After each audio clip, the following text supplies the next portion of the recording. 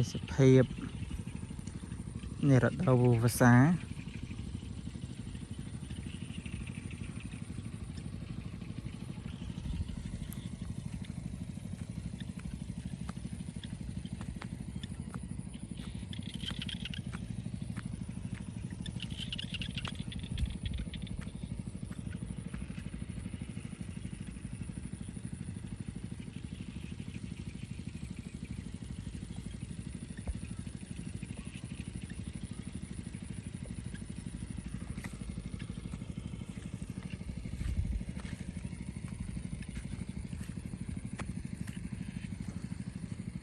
មានតាំងពីក្តារមានតាំងពីខ្យង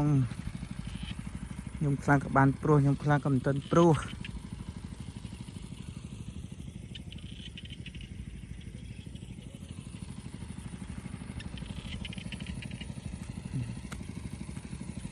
ស្រែនឹងក៏បានព្រោះទេហើយបូមទឹក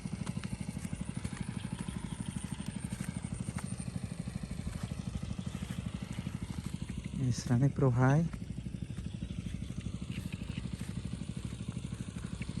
ថតទស្សនភាពស្រែក្រោយវត្ត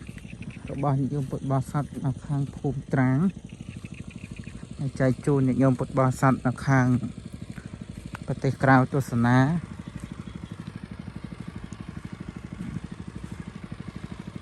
បានព្រោះខ្ញុំខ្លាំងក៏ព្រោះបដាខ្ញុំខ្លាំងក៏តែបានព្រោះ